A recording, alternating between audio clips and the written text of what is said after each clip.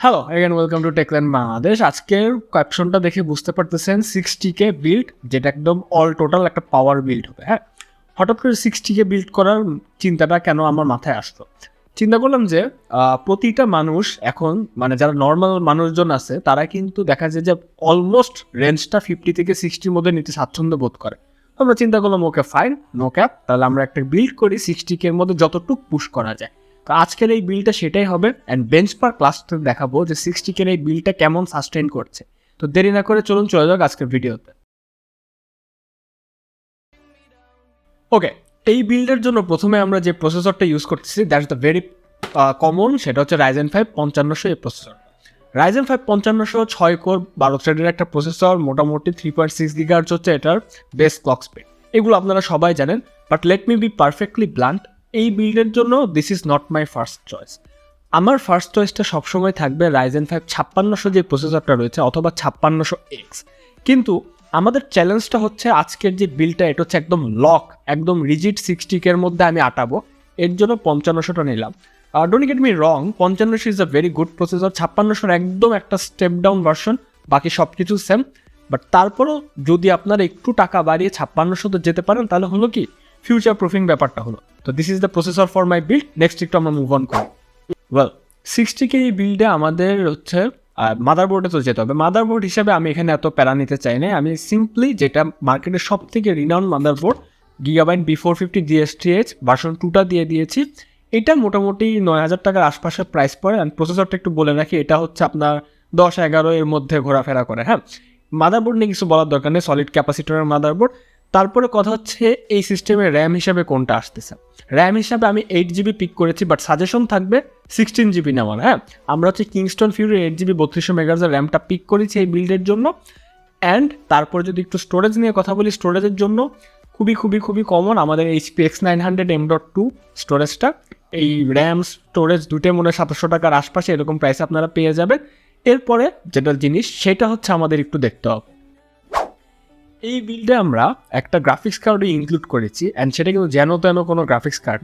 Well, ব্যাপারটা হচ্ছে কি, কয়েকদিন আগে একটা রেনাউন্ড চ্যানেল একটা বিল্ড করছে 70,000 টাকা দিয়ে, ওটার মধ্যে তারা কোনো রকমের জিপি ইউজ করে না, জাস্ট ইন্টেলের 13400 প্রসেসরটা দিয়ে they just hammered it out, and ওটা কিন্তু অনেক ব্যাকল্যাশের শিকার হয়েছে।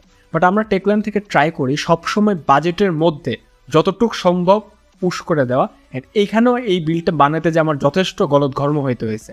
বাট এই বিল্ডে আমরা যেটা জিপি হিসাবে ইউজ করছি সেটা হচ্ছে এনভিডিয়ার খুবই রিনাউন্ড GeForce GTX 1660Ti।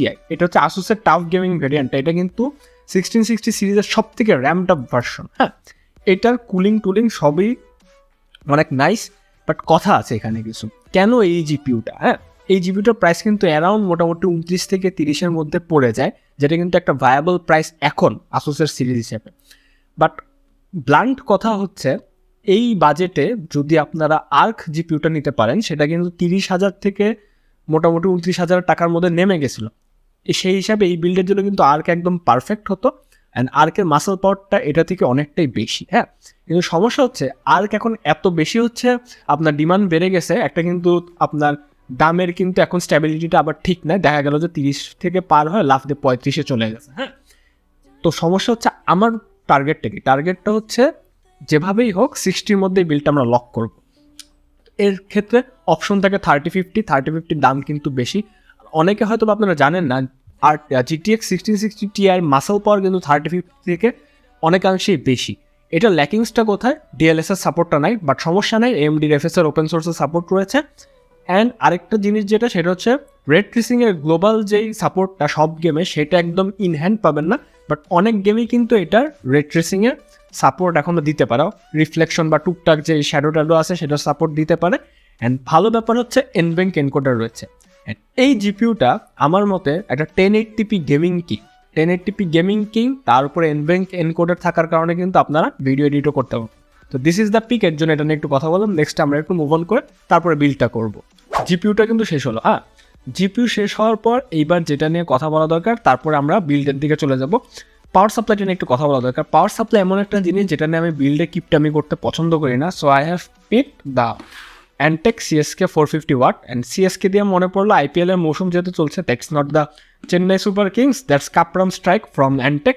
এই পাওয়ার সাপ্লাইটার প্রাইস আপনার 4,000 টাকার একটু আপ, অ্যান্ড এটা নেওয়ার মেইন রিজন হচ্ছে যে এই পাওয়ার সাপ্লাইটার 3+2 ইয়ারের অ্যাডিশনাল ওয়ারেন্টি রয়েছে, অ্যান্ড হচ্ছে বার্ন সাপোর্ট আপনাকে দেয়, অর্থাৎ পাওয়ার সাপ্লাই জ্বলে গেলে সেটার ওয়ারেন্টিও দিবে।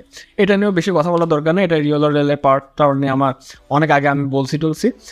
নেক্সট যেটা নিয়ে কথা বলা দরকার সেটা হচ্ছে কেসিংটা, তারপরে আমরা বিলটা করবো। হ্যাঁ, কেসিংয়ের ক্ষেত্রে আমি এটা সবসময় বলি this is a personal preference, কিন্তু তারপর আমার 60K এর মধ্যে একটা কেসিং দিয়ে আটাতে হতো, বেঞ্চমার্ক পারপাসে লাগতোই, যেহেতু আমি ValueTopের BTC 270 কেসিংটা নিয়ে নিছি। এটার প্রাইসটা হয়তো বা আপনার 2,500 থেকে 3,000-এর আশপাশে এরকম ঘোরাফেরা করে। এই কেসিংয়ের সবথেকে ভালো ব্যাপার হচ্ছে কম্প্যাক্ট কেসিং, 4টা প্রি ইনস্টল ফ্যান সহ আসে, বাট তারপরও আপনাদের যে কেসিং পছন্দ you can go for it. And এটা একটা মিনিমাল গোছের কেসিং হওয়ার কারণে আমার পছন্দ হয়েছে। সামনে 3টা 8GB ফ্যান রয়েছে, পিছেও ফ্যান রয়েছে, আপনার হচ্ছে মোটামুটি MATX মাদারবোর্ডকে সাপোর্ট দিতে পারে, এর বেশি দিতে পারে না, অ্যান্ড গ্রাফিক্স কার্ডও সব মোটামুটি আটায় দিছি, জাস্ট কেসিংটা মিনিমাল, তো এর জন্যই নিয়েছি। তো দেরি না করে চলুন এখন আমরা বিলটা করব, তারপরে আমরা আমাদের বেঞ্চমার্কটা দেবো। তার আগে একটু বলে রাখি, এই পুরা পিসিটা কিন্তু আপনারা 60K একদম 60,000 টাকায় পেয়ে যাবেন টেকল্যান্ডে। হ্যাঁ, যে কোনো ব্রাঞ্চে পেয়ে যাবেন। এই টোটাল কম্পোনেন্ট যেগুলো আছে সেগুলো আলাদা আলাদা করে যোগ করলে একটু বেশি পড়ে, but it's for this video it's 60K only. তো চলুন যাওয়া যাক এবার।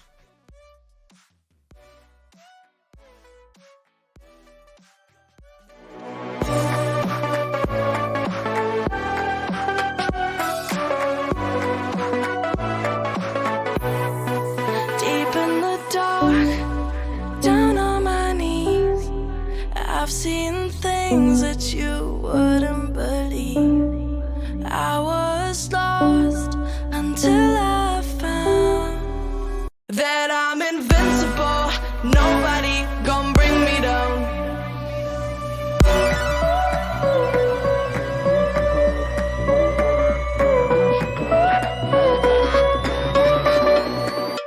Here we go.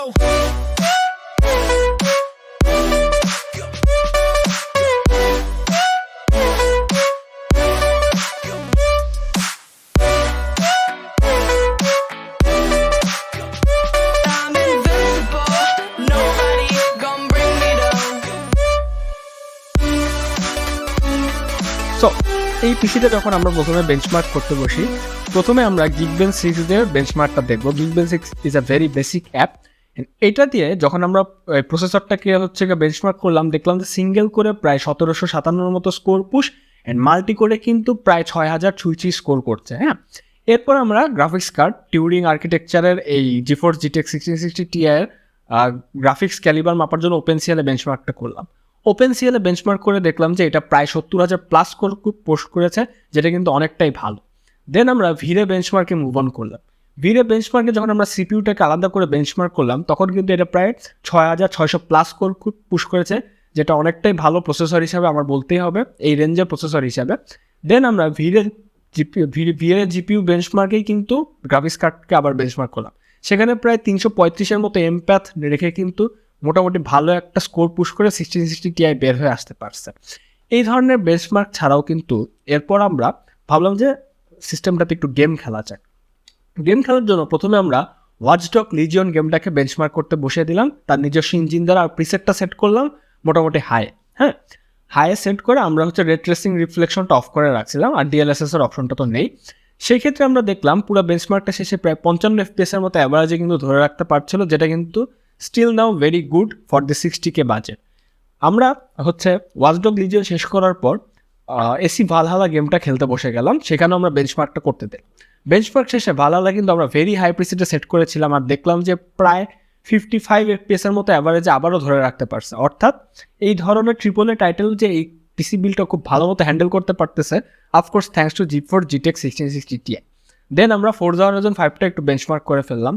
Forza Horizon 5 benchmark করার সময় আমরা মোটামুটি ভেরি হাই প্রিসেটে সেট করে হচ্ছে টোটাল 85 FPS-এর মতো অ্যাভারেজে পাচ্ছিলাম, যেটা কিন্তু অনেকটাই ভালো মতো প্লেয়েবল। মোদ্দা কথা হচ্ছে এই বিল্ড নেওয়ার জাস্টিফিকেশন কতটুকু। এই বিল্ডে যেসব কম্পোনেন্ট ইউজ করা হয়েছে, স্পেশালি দ্য গ্রাফিক্স কার্ড, এই বিল্ডের অর্ধেক প্রাইস কিন্তু এই গ্রাফিক্স কার্ডে মোটামুটি যাচ্ছে। হ্যাঁ, এইটাকে নিয়ে আমার আর ভাউচ করার কিছু না কিছু বলার দরকার নেই। অনেকে কিন্তু অনেক রকমের উল্টাপাল্টা সাজেশন দেয় যে হচ্ছে আপনারা জাস্ট 13 জেনারেশন একটা প্রসেসর লাগান বা 12 জেনারেশনের প্রসেসর লাগান, এটা দিয়ে 70-60-এর বিল্ড করে ফেলেন। ওটাতে না যাওয়া ভালো।